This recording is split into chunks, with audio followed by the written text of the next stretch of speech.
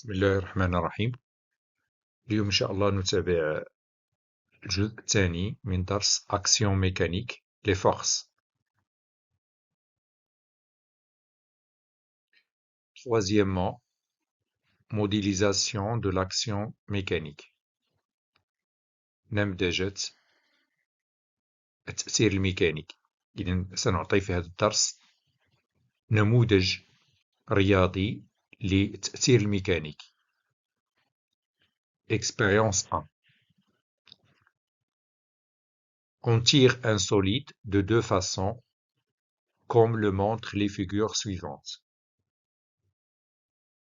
La première figure,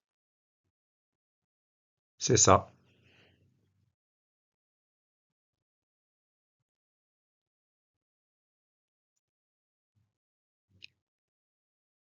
Elle représente un solide posé sur une table. On tire ce solide par un fil dans ce sens.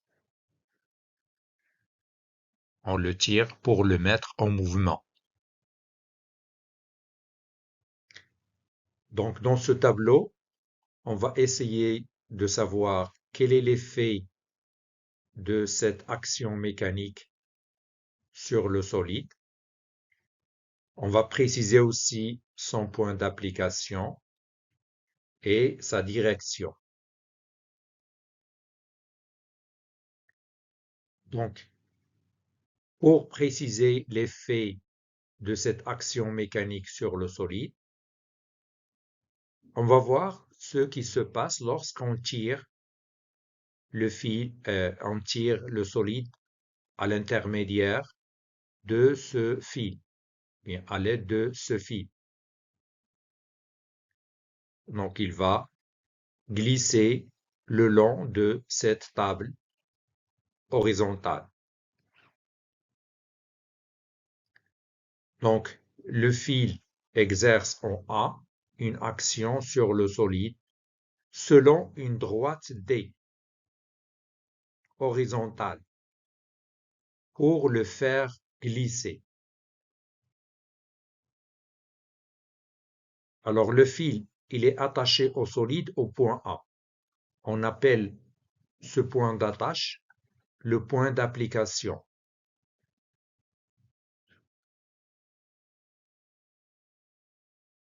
Pour préciser la direction de cette action mécanique, lorsqu'on tire le solide, on constate qu'il glisse selon la droite D. Cette droite D est horizontale. Donc, la direction de cette action mécanique, c'est la droite D horizontale. On passe maintenant à la deuxième figure. Vous avez ici un autre solide attaché à un fil. Et avec ce fil, on soulève le solide vers le haut. Alors, donc, on applique une action mécanique ou bien une force, on dit une force ou bien une action mécanique. On applique une action mécanique sur ce solide pour le soulever. باش نهزوه نحو الأعلى. بحال مثلا في عملية البناء يتم رفع المواد البناء مثل البريك وما إلى ذلك نحو الأعلى بواسطة سلك معدني مربوط بمحرك. Donc, on va préciser tout d'abord quel est l'effet de cette action mécanique qu'on exerce sur le solide. Quel est l'effet sur le solide? Alors, ce fil-là, il exerce en B une action sur le solide selon cette droite D' qui est verticale. Pourquoi? Pour le soulever.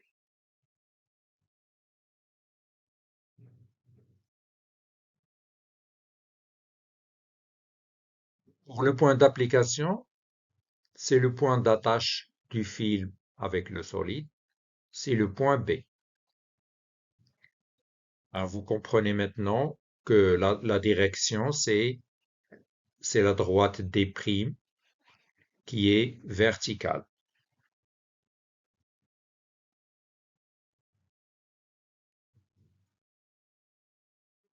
On passe à une autre expérience, expérience 2.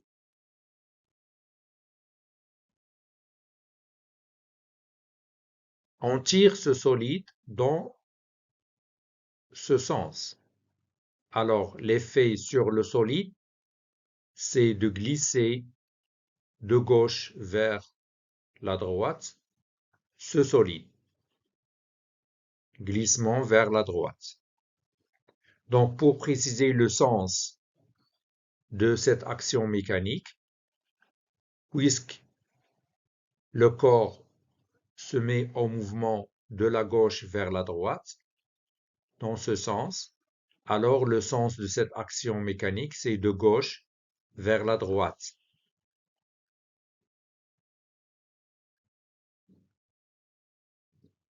Pour ce corps, pour l'effet sur le solide, c'est le soulèvement, et on le soulève vers le haut. Vous avez un mouvement vers le haut. Et pour le sens, puisque ce solide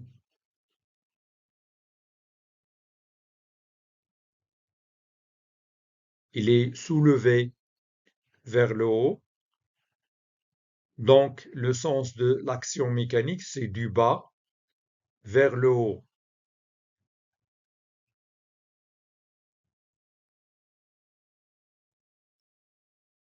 On passe à une autre expérience, expérience 3. Ici, on a un ressort qui est fixé à cette extrémité. L'autre extrémité est libre. Vous avez ici la longueur de ce ressort. Elle est égale à 10 cm. On tire par la main cette extrémité libre. On tire dans ce sens. Qu'est-ce qui va se produire au ressort? On dit qu'il s'allonge. يتمدد. Il s'allonge. Regardez, les spires, on appelle ça une spire. Les spires. Les spires du ressort, vous comparez ici les spires du ressort et ici, vous constatez que dans ce deuxième cas, les spires sont éloignés. On dit que le ressort s'allonge. Sa longueur devient 15 cm. On appelle l'allongement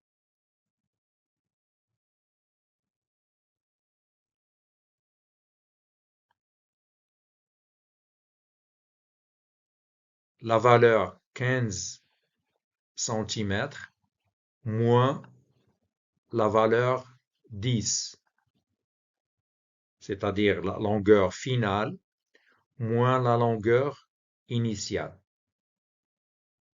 On appelle ça l'allongement. L'allongement L1 est égal à 5 cm.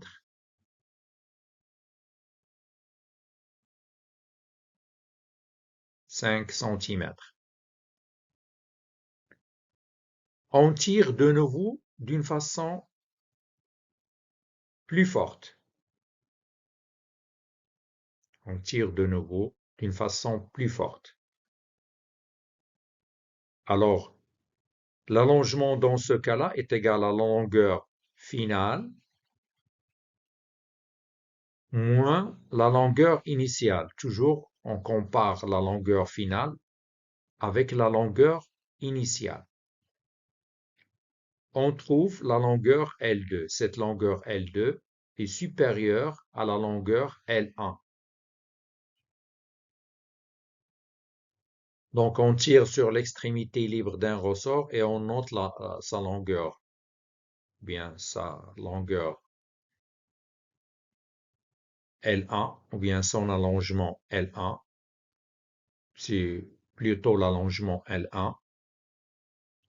Je tire encore plus fort sur l'extrémité libre du ressort et je note sa nouvelle longueur ou bien sa nouvelle allongement L2.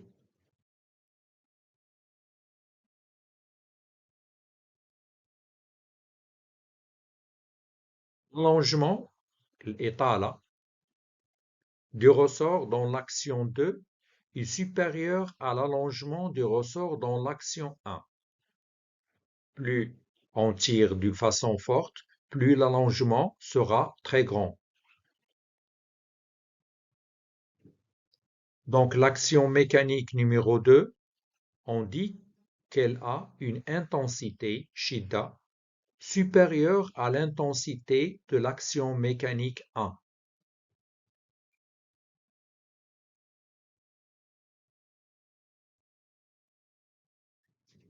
L'intensité est exprimée en newton. Le symbole du newton est grand N. C'est une grandeur physique très importante. On l'appelle l'intensité d'une force ou bien d'une action mécanique. Par quoi on mesure cette intensité? On l'a un dynamomètre. Vous avez ici deux sortes de dynamomètres que vous pouvez observer. Ici un dynamomètre rond, ici un dynamomètre rectiligne ou bien long. Comment on mesure l'intensité avec ce dynamomètre?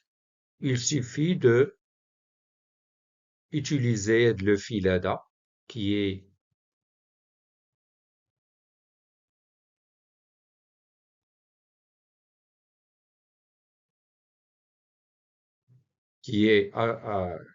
relié au dynamomètre, ou bien utiliser ce crochet qui est relié aussi au deuxième dynamomètre. Ici, cet index, il indique la valeur en newton. Par exemple, 0 newton, 10, il faut ici multiplier par 0,1, c'est-à-dire 10 fois 0,1, ça donne 1 newton. Ici 2 newtons, 3 newtons, 4 newtons, 5 newtons. Ici, on lit directement 0,1, 0,2, 0,3, etc. Jusqu'à 1 newton maximum.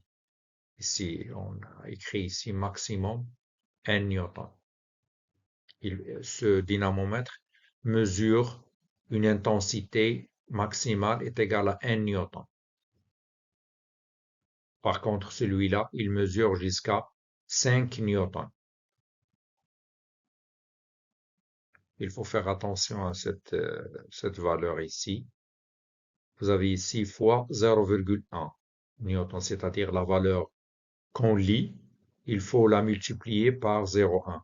Par contre, ici, on lit directement la valeur. Donc, on mesure à l'aide d'un dynamomètre les deux intensités précédentes de la force exercée sur le ressort. On trouve pour la première F1 égale 2 newtons, pour la deuxième F2 égale 4 newtons. Il suffit de remplacer la main par un dynamomètre et ce dynamomètre va afficher ces deux valeurs. Alors, vous remarquez que l'intensité 4 newtons est supérieure à 2 newtons. Donc F2 est supérieur à F1. Conclusion. Une action mécanique est modélisée par un vecteur force qu'on note F avec une flèche au-dessous.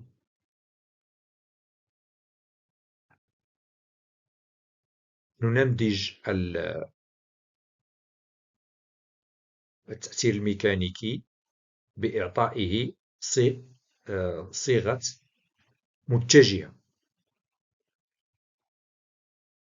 F, c'est une action mécanique.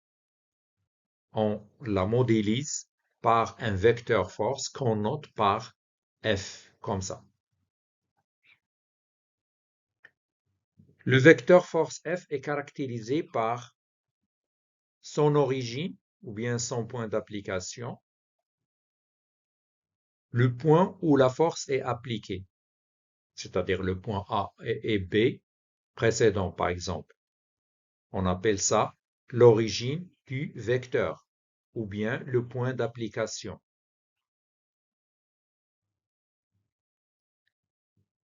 Sa direction ou ligne d'action, c'est la droite qui porte l'action de la force. Les droites D et D' qu'on a déjà vues représentent les directions des deux forces, ou bien des deux actions mécaniques. Le sens, ou bien son sens. Le sens du mouvement que produirait cette force si elle agissait seule. Pour savoir le sens d'une force, on l'applique toute seule. Comme ça, on va voir dans quel sens se déplace le corps. Et le sens dans lequel se déplace le corps, c'est le sens de l'action mécanique. باش نعرفوا le sens ديال une action mécanique, il suffit يكفي أن نطبقها وحدها. ملي كنطبقوها وحدها غيبان لينا في أي منحى يتحرك الجسم. داك المنحى اللي غيتحرك فيه الجسم راه هو لو سونس ديال l'action mécanique. L'intensité, elle mesure la valeur de l'effort qu'il faut fournir en newton. C'est-à-dire, elle mesure l'effort ou bien الجهد اللي كنديرو باش نحركو الجسم. L'intensité, elle est exprimée en newton et elle se mesure à un dynamomètre. On mesure l'intensité d'une force à l'aide d'un dynamomètre. On représente une force par un vecteur F de caractéristiques, point d'application, la direction ou bien la ligne d'action, le sens et l'intensité.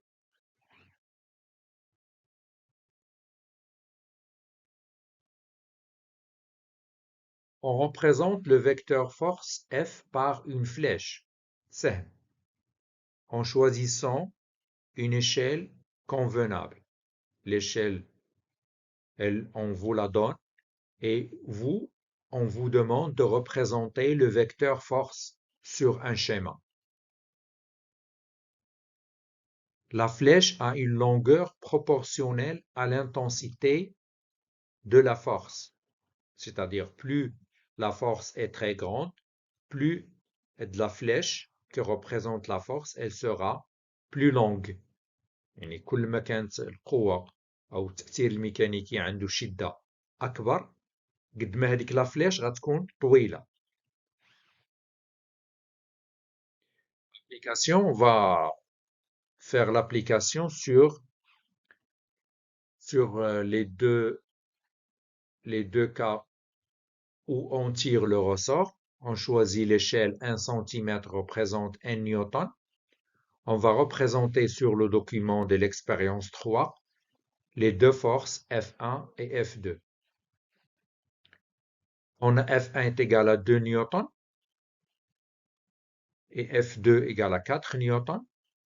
Alors, pour représenter la force F1, d'après cette échelle, 1 cm représente 1 newton.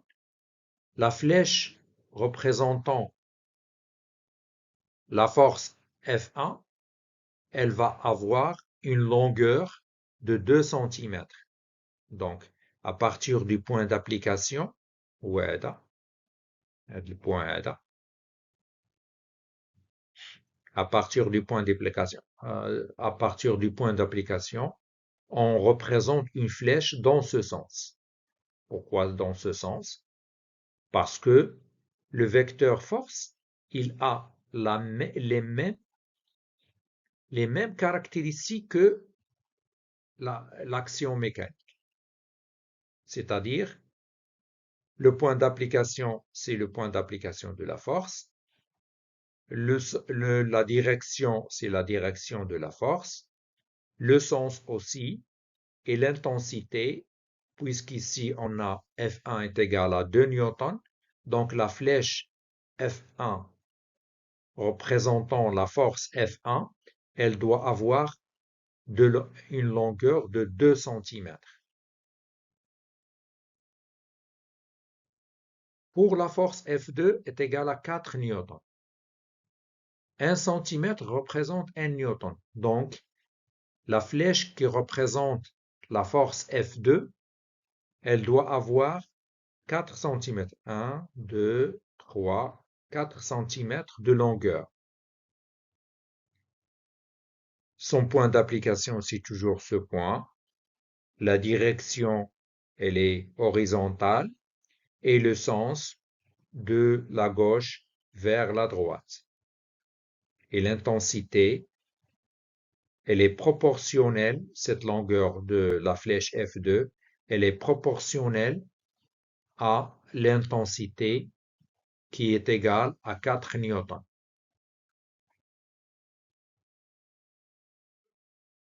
Remarque, lorsqu'on écrit F avec flèche, c'est différent avec F sans flèche. F avec flèche, elle représente le symbole du vecteur force. Il s'utilise pour nommer le vecteur force. Alors pour F sans flèche, elle est utilisée pour indiquer l'intensité. كاين فرق بين F avec flèche وما بين F sans flèche. F avec flèche, c'est un vecteur. Elle a 4 caractéristiques. Point d'application, la direction, le sens et l'intensité. Par contre, F sans flèche, elle représente seulement l'intensité. ما يمكنناش نكتبو F avec flèche est égal à 4 newtons ou le 2 newtons.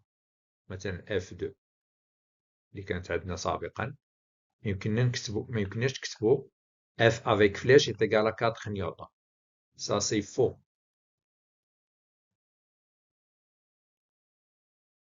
Mais si on écrit F2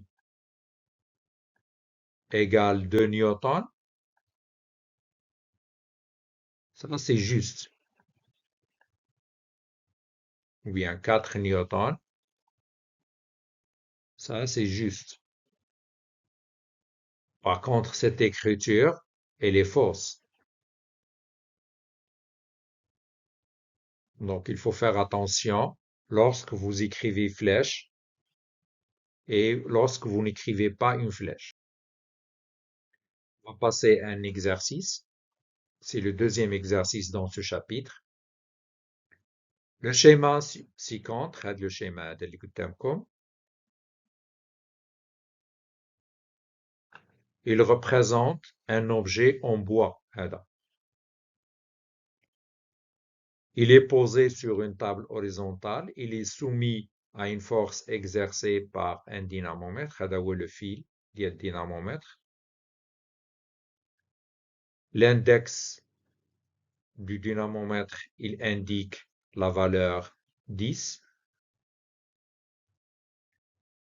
Donc, un objet en bois soumis à une force exercée par un dynamomètre. Donnez les caractéristiques de la force F exercée par le dynamomètre sur l'objet.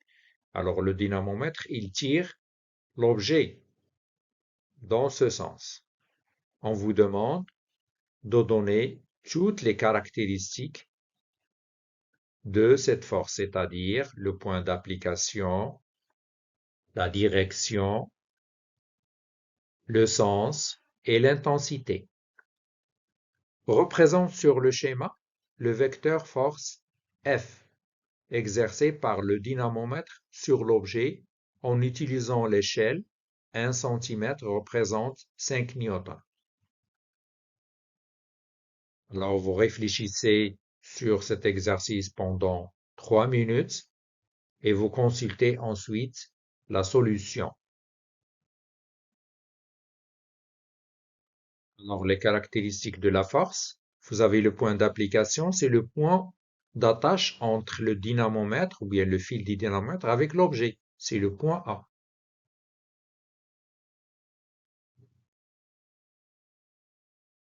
La direction, c'est la droite horizontale passant par A. Passant par A. Le sens de la droite vers la gauche. Vous avez ici cet objet, il se déplace dans ce sens. Donc la droite horizontale, c'est la direction et le sens de la droite vers la gauche. L'intensité F est égale à 10 newtons. Elle est indiquée par le dynamomètre.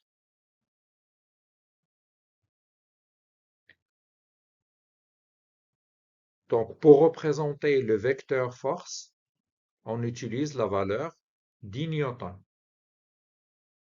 Puisque l'échelle 1 cm correspond à 5 newtons,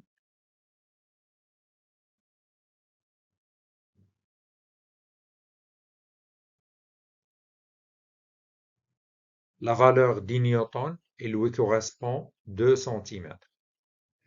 Donc, si on représente le vecteur, le point d'application du vecteur, c'est le point A. La direction, elle est matérialisée par le fil. Le sens de la droite vers la gauche. Et la longueur du vecteur force est égale 2 cm. Nous avons terminé ce vidéo. À la prochaine fois, Inch'Allah. N'hésitez pas dans les commentaires de poser des questions si vous n'avez pas compris quelque chose. À bientôt, Inch'Allah.